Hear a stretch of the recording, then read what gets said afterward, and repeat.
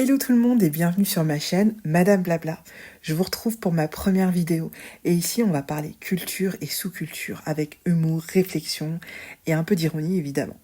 Pour cette première, j'avais envie de rendre hommage à une héroïne culte des années 90, l'une de mes périodes préférées. J'ai ainsi dit Daria. Oui, je vais vous parler de Daria Morgendorffer, la lycéenne la plus sarcastique de l'histoire de la télévision, celle qui a marqué toute une génération avec sa voix monocorde et son humour sec. La série Daria, elle est sortie en 1997, et c'est une série qui s'est étalée sur 5 saisons. Mais avant d'avoir sa propre série, Daria existait déjà. En fait, elle est apparue pour la première fois en début des années 90 dans la série MTV Beavis et Butthead. D'ailleurs, je viens d'apprendre que MTV a fermé officiellement ses portes. Rest in peace. Alors, la série Beavis et Butthead, c'était l'histoire de deux ados un peu azimutés qui étaient fans de rock et de heavy metal. Ils étaient, disons-le, assez bêtes, mais quand même tout de même très attachants.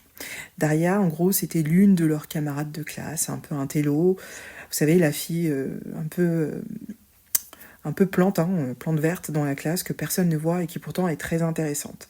Celle qui voyait tout avec un regard un peu noir, mais tout de même très lucide. Et surtout, désabusée en mode.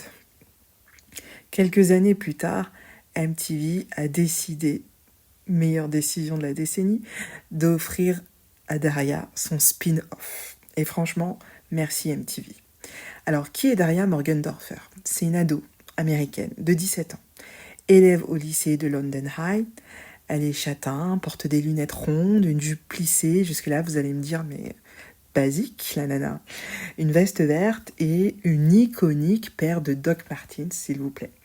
C'est une ado qui ne se maquille jamais, qui ne cherche pas à plaire.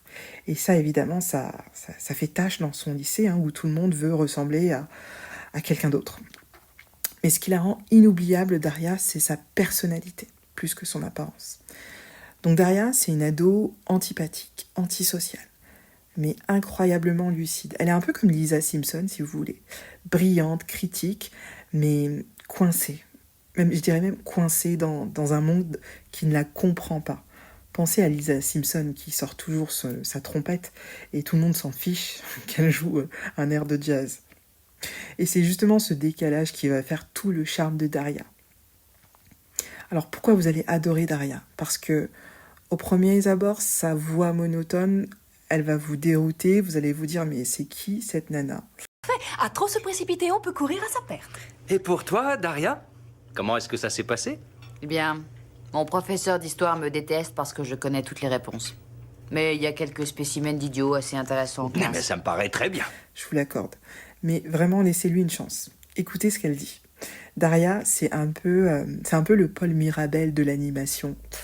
Même ton plat, même absence d'émotion, même humour pince sans rire.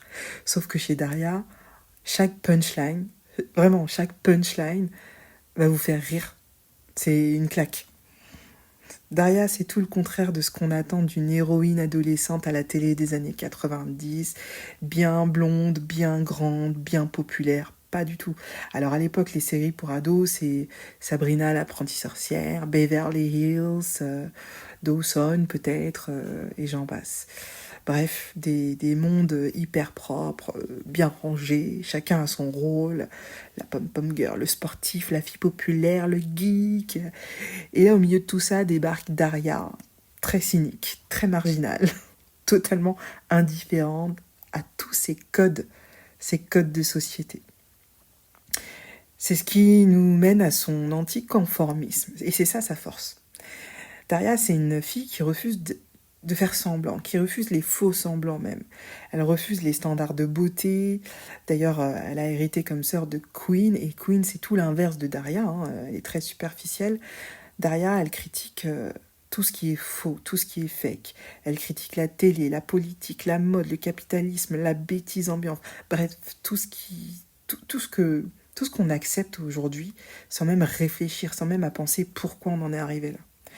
Et c'est ça qui rend cette série oufissime et surtout super moderne. Parce qu'en 1997, voir une fille à l'écran dire non merci, non merci au moule social, c'est c'est révolutionnaire, quoi. C'est la révolution.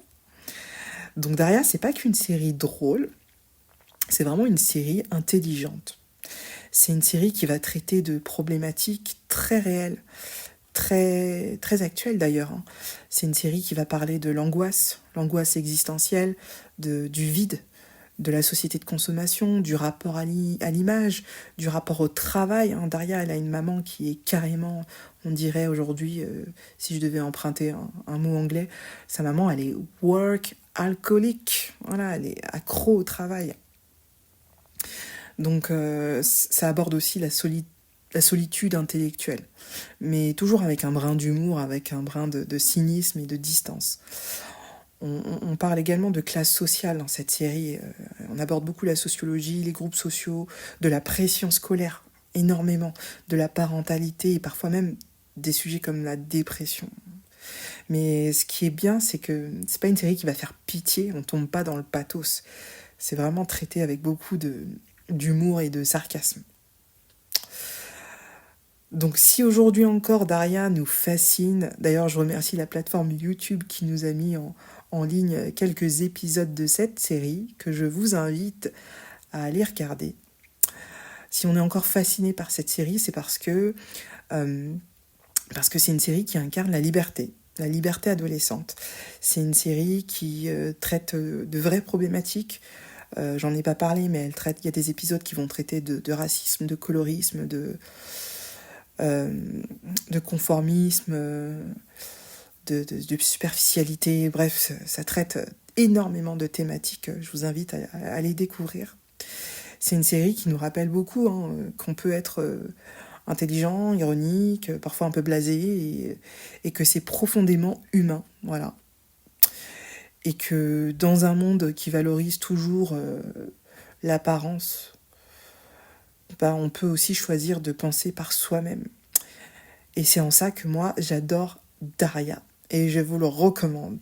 Alors, si vous ne connaissez pas encore Daria, foncez. Foncez. Dès maintenant, vous quittez ma vidéo et vous allez me regarder au moins un épisode. Et si vous la connaissiez déjà, écoutez, regardez-la à nouveau, consommez et vous verrez, elle n'a pas pris une seule ride. Sur ce, c'était Madame Blabla. On se retrouve très vite pour un nouveau décryptage culturel.